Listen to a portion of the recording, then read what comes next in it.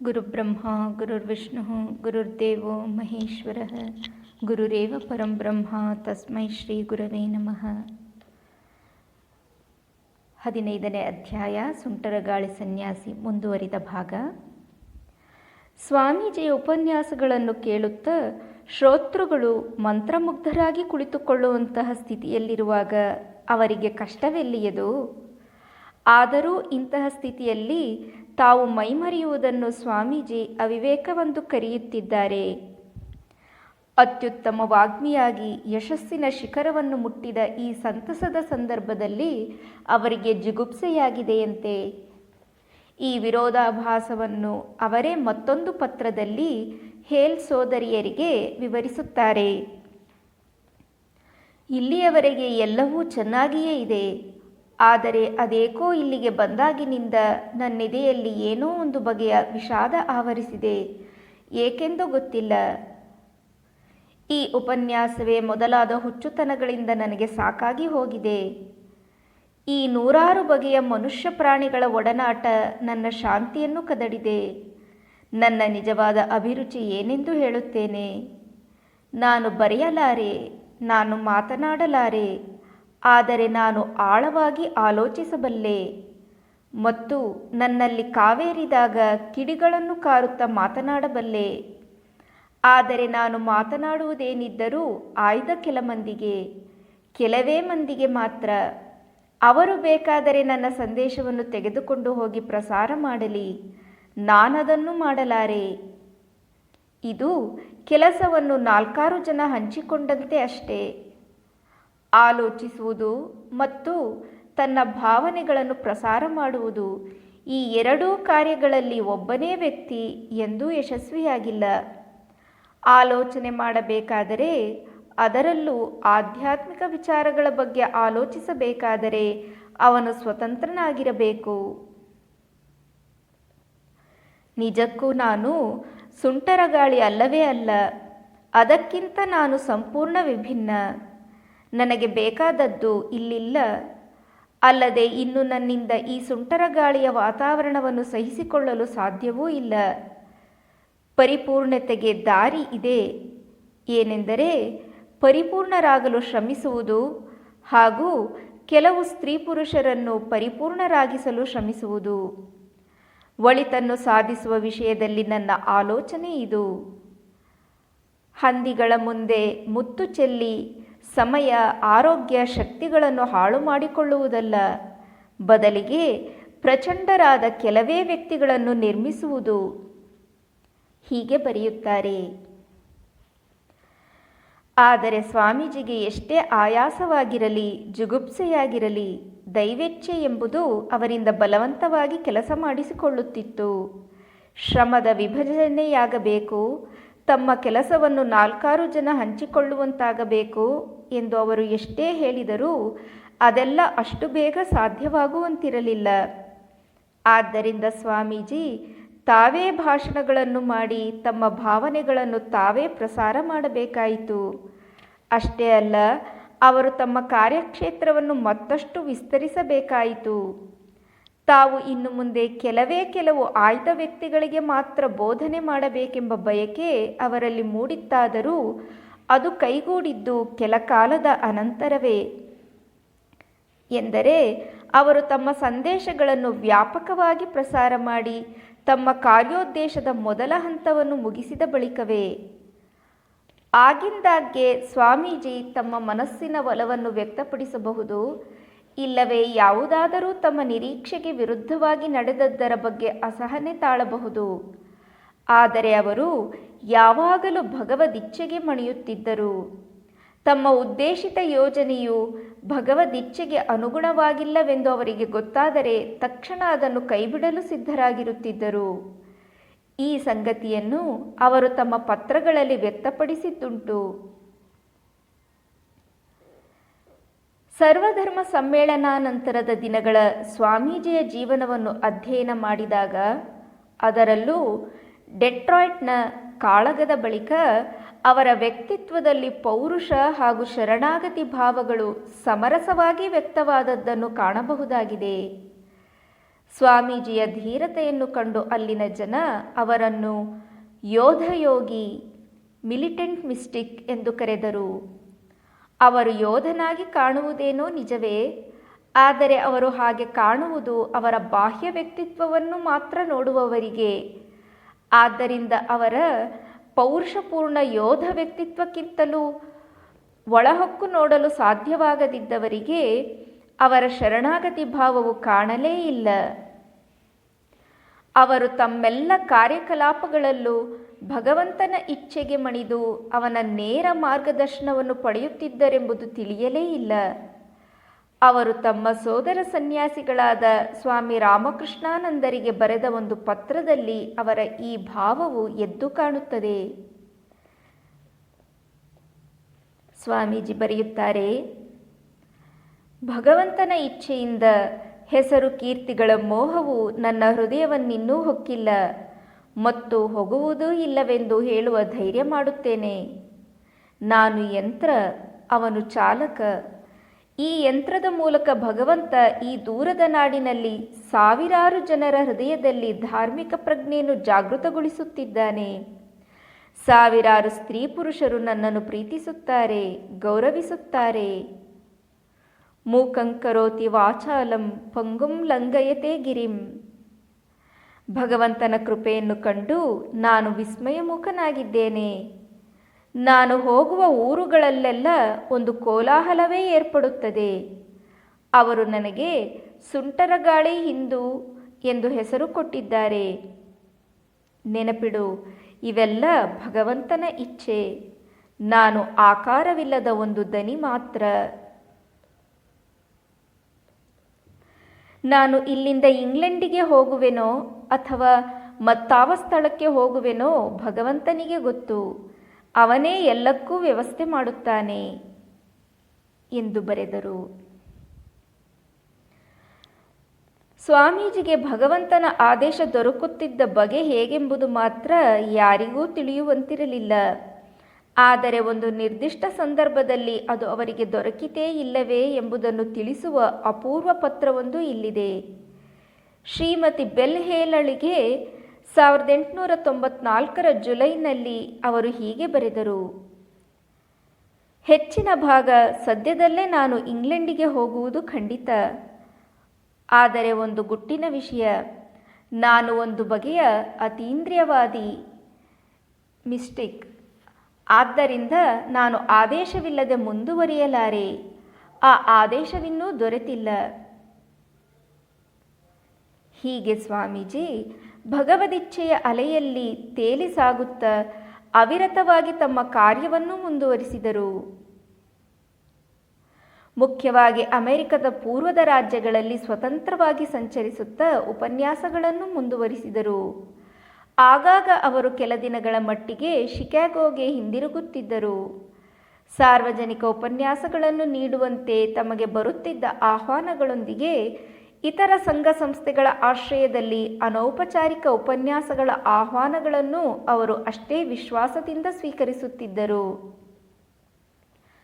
ಸ್ವಾಮೀಜಿ ಡೆಟ್ರಾಯ್ಟ್ನಲ್ಲಿದ್ದಾಗಲೇ ಪೂರ್ವ ಕರಾವಳಿಯ ನಗರಗಳಲ್ಲಿನ ಅವರ ಭಾಷಣಗಳ ಕಾರ್ಯಕ್ರಮ ಸ್ವಲ್ಪ ಮಟ್ಟಿಗೆ ನಿಶ್ಚಿತವಾಗಿತ್ತು.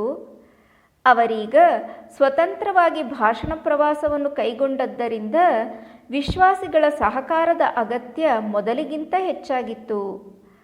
ಆದರೆ ಅವರಿಗೆ ಬೇಕಾದ ಸಹಾಯ ತಾನಾಗಿಯೇ ಬಂದೊದಗುತ್ತಿತ್ತು. ಒಬ್ಬರ ಜೊತೆಗಾದ ಪರಿಚಯದಿಂದಾಗಿ ಮತ್ತೊಬ್ಬರ ಪರಿಚಯವಾಗುತ್ತಿತ್ತು. ಒಂದು ಆಹ್ವಾನದ ಮೂಲಕ ಇನ್ನೊಂದು ಆಹ್ವಾನಕ್ಕೆ ದಾರಿಯಾಗುತ್ತಿತ್ತು. ಹೀಗೆ ಅವರು ಮುನ್ನಡೆದಂತೆಲ್ಲ ಮುಂದಿನ ದಾರಿ ತೆರೆಯುತ್ತಾ ಬಂದು ಅವರ ಕಾರ್ಯ ನಿರಾತಂಕವಾಗಿ ಅವಿರತವಾಗಿ ಸಾಗಿತು. ಒಟ್ಟಿನಲ್ಲಿ ಅದೊಂದು ಪೂರ್ವ ನಿಯೋಜಿತ ನಾಟಕದೋಪಾದಿಯಲ್ಲಿ ನಡೆದುಕೊಂಡು ಹೋಗುತ್ತಿತ್ತು. ಏಪ್ರಿಲ್ ಆರಂಭದ ಸುಮಾರಿಗೆ ಸ್ವಾಮೀಜಿ ನ್ಯೂಯಾರ್ಕ್ ನಗರಕ್ಕೆ ಬಂದರು. ಇಲ್ಲಿಗೆ ಅವರು ತಮಗೆ ಮೇರಿ ಹೇಳಳ ಮೂಲಕ ಪರಿಚಯವಾಗಿದ್ದ ಡಾಕ್ಟರ್ ಎಗ್ಬರ್ಟ್ ಗನ್ಸೆ ದಂಪತಿಗಳ ಆಹ್ವಾನದ ಮೇರೆಗೆ ಬಂದಿದ್ದರು. ಶೀಘ್ರದಲ್ಲೇ ಇವರು ಸ್ವಾಮೀಜಿಯ ಭಕ್ತರಾದರು. ಡಾಕ್ಟರ್ ಗನ್ಸೆ ನ್ಯೂಯಾರ್ಕಿನ ವೈದ್ಯಕೀಯ ಪತ್ರಿಕೆಯೊಂದರ ಮುಖ್ಯ ಸಂಪಾದಕರು, ಯೂನಿಯನ್ ಲೀಗ್ ಕ್ಲಬ್ ಎಂಬ ಪ್ರತಿಷ್ಠಿತ ಕ್ಲಬ್ಬಿನ ಸಂಸ್ಥಾಪಕರೂ ಆಗಿದ್ದರು. ಈ ದಂಪತಿಗಳು ಸ್ವಾಮೀಜಿಯನ್ನು ಬಹಳ ಚೆನ್ನಾಗಿ ನೋಡಿಕೊಂಡರು. ಇವರ ಮೂಲಕ ಸ್ವಾಮೀಜಿಗೆ ನಗರದ ಇತರ ಕೆಲವು ಗಣ್ಯರ ಸ್ನೇಹವಾಯಿತು. ಆ ಕಾಲದ ಅತಿ ಶ್ರೀಮಂತರಲ್ಲೊಬ್ಬನಾದ ಜೆ ಗೌಲ್ಡ್ ಎಂಬವನ ಮಗಳಾದ ಮಿಸ್ ಹೆಲೆನ್ ಗೌಲ್ಡ್ ಕೂಡ ಇವರಲ್ಲೊಬ್ಬಳು. ನ್ಯೂಯಾರ್ಕಿನಲ್ಲಿ ಸ್ವಾಮೀಜಿ ಸುಮಾರು 2 ವಾರ ಇದ್ದರು. ಈ ಅವಧಿಯಲ್ಲಿ ಅವರೊಮ್ಮೆ ಯೂನಿಯನ್ ಲೀಗ್ ಕ್ಲಬ್ನಲ್ಲಿ ನಗರದ ಅತ್ಯಂತ ಬುದ್ಧಿವಂತ ವರ್ಗದ ಕೆಲವರನ್ನು ಉದ್ದೇಶಿಸಿ ಮಾತನಾಡಿದರು.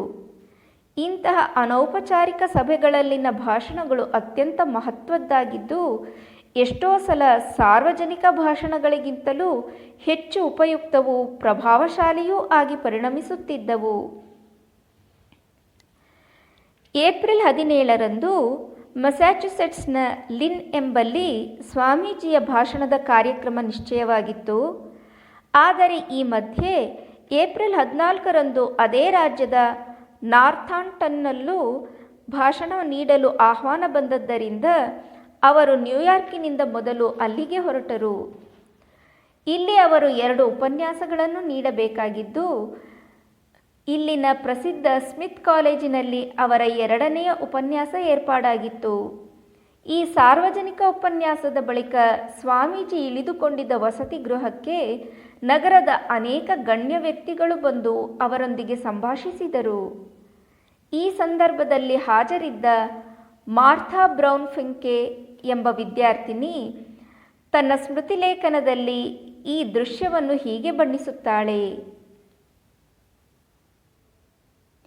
ಸ್ವಾಮೀಜಿ ಅಂದು ಮಾಡಿದ ಭಾಷಣದ ವಿಷಯ ನನಗೆ ಅಷ್ಟಾಗಿ ನೆನಪಿಲ್ಲ, ಆದರೆ ಆ ಬಳಿಕ ನಡೆದ ಚರ್ಚೆ ಬಹಳ ಚೆನ್ನಾಗಿ ನೆನಪಿದೆ. ಈ ಸಭೆಯಲ್ಲಿ ನಮ್ಮ ಕಾಲೇಜಿನ ಅಧ್ಯಕ್ಷರು, ತತ್ವಶಾಸ್ತ್ರ ವಿಭಾಗದ ಮುಖ್ಯಸ್ಥರು ಹಾಗೂ ಇತರ ಹಲವಾರು ಪ್ರಾಧ್ಯಾಪಕರು, ಊರಿನ ಅನೇಕ ಚರ್ಚುಗಳ ಧರ್ಮಾಧಿಕಾರಿಗಳು ಮುಂತಾದವರಿದ್ದರು. ಕೋಣೆಯ ಒಂದು ಮೂಲೆಯಲ್ಲಿ ನಾವು ಕೆಲವು ಹುಡುಗಿಯರು ಇಲಿಮರಿಗಳಂತೆ ಕುಳಿತುಕೊಂಡು ಮಾತುಕತೆಯನ್ನು ಕಾತರತೆಯಿಂದ ಆಲಿಸುತ್ತಿದ್ದೆವು. ಚರ್ಚೆಯ ವಿಷಯ ಕ್ರೈಸ್ತ ಧರ್ಮ.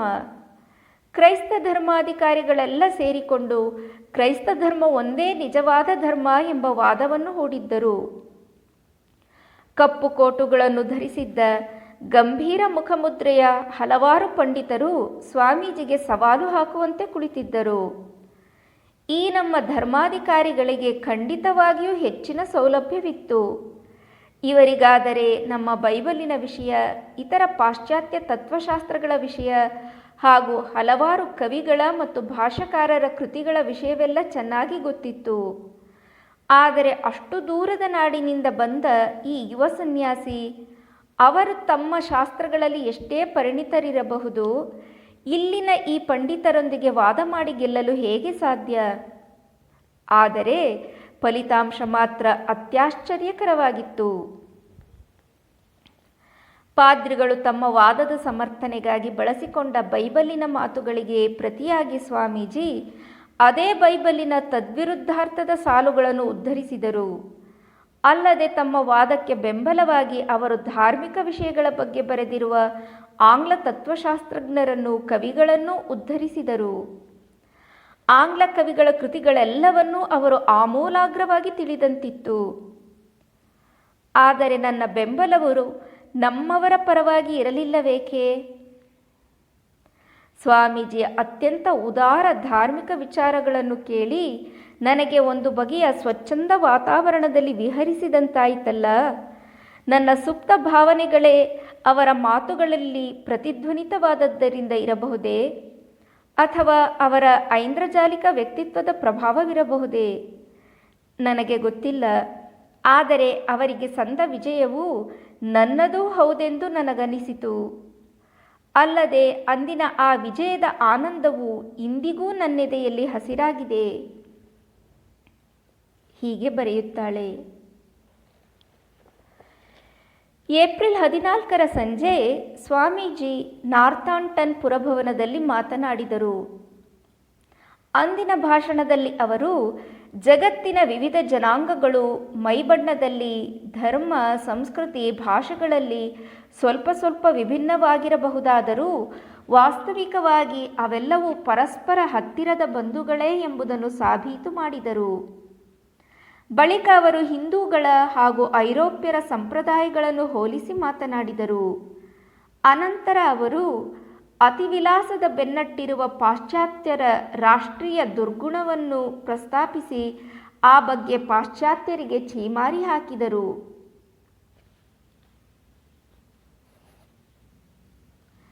ಮರುದಿನ ಆ ಊರಿನ ನಾರ್ಥಾಂಪ್ಟನ್ ಡೈಲಿ ಹೆರಾಲ್ಡ್ ಎಂಬ ಪತ್ರಿಕೆ ಸ್ವಾಮೀಜಿಯ ಭಾಷಣದ ಹಲವಾರು ಅಂಶಗಳನ್ನು ಪ್ರಶಂಸಿಸಿತು.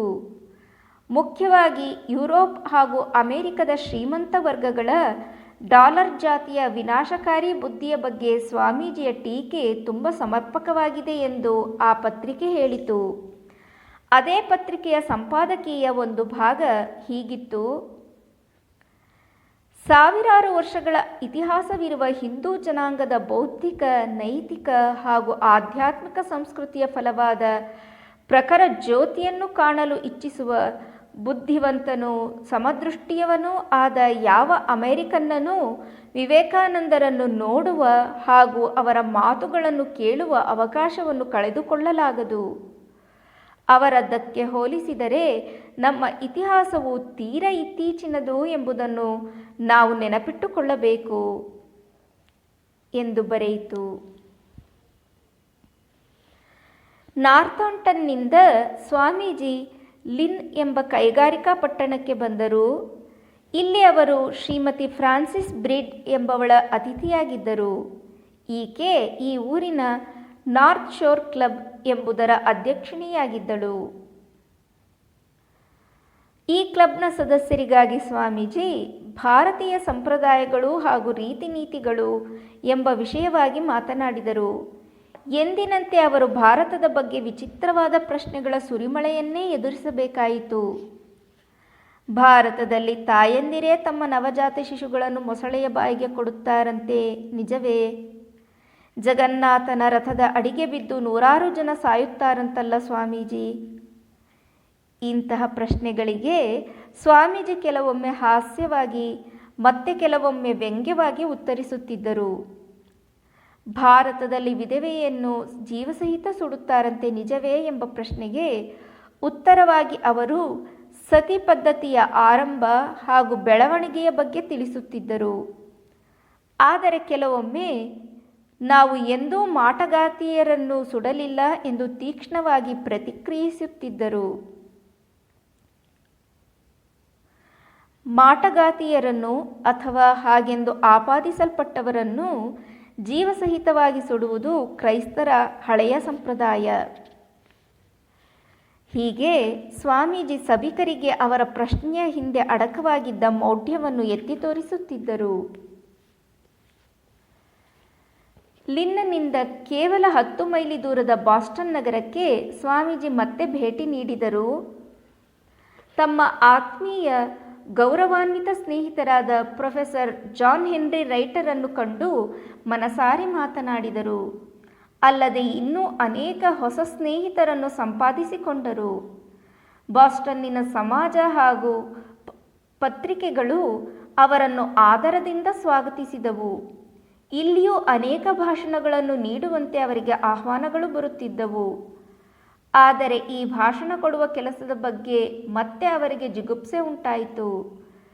ಜೊತೆಗೆ ಅಮೆರಿಕದ ಜನರಲ್ಲಿ ಆಧ್ಯಾತ್ಮಿಕ ಜಾಗೃತಿಯನ್ನು ಉಂಟು ಮಾಡಬೇಕೆಂಬ ಬಲವಾದ ಇಚ್ಛೆಯುಂಟಾಗಿ ಅವರ ಜಿಗುಪ್ಸೆಯ ಭಾವ ಕೊಚ್ಚಿಹೋಯಿತು. ಹೇಲ್ ಸಹೋದರಿಯರಲ್ಲಿ ಒಬ್ಬಳಾದ ಇಸಾಬೆಲ್ ಮೆಕ್ಕಿನ್ಲಿಗೆ ಅವರು ಸಾಂದರ್ಭಿಕವಾಗಿ ಬರೆದಿದ್ದರು: ನನಗೆ ಈ ಬಾಸ್ಟನ್ನಿನಲ್ಲಿ ಹಣ ಸಂಪಾದನೆಯಾದೀತೆಂಬ ನಿರೀಕ್ಷೆಯೇನಿಲ್ಲ. ಆದರೂ ನನ್ನಿಂದ ಸಾಧ್ಯವಾಗುವುದಾದರೆ ನಾನು ಈ ಅಮೆರಿಕನ್ನರ ಮೆದುಳನ್ನು ಮುಟ್ಟಿ ಅಲ್ಲೊಂದು ಉತ್ಕ್ರಾಂತಿಯನ್ನು ಮಾಡಬೇಕೆಂದಿದ್ದೇನೆ ಎಂದು. ಆದರೂ ಬಾಸ್ಟನ್ನಿಗೆ ಹಿಂದಿರುಗುವ ಮುನ್ನ ಅವರು ಅಮೆರಿಕದ ಅತಿ ಮುಖ್ಯ ನಗರವಾದ ನ್ಯೂಯಾರ್ಕಿನಲ್ಲಿ ಅನೇಕ ಸಾರ್ವಜನಿಕ ಭಾಷಣಗಳನ್ನು ಮಾಡಿದರು. ಈ ದಿನಗಳಲ್ಲೇ ಅವರಿಗೆ ಅನೇಕ ಹೊಸ ವ್ಯಕ್ತಿಗಳ ಪರಿಚಯವಾಯಿತು.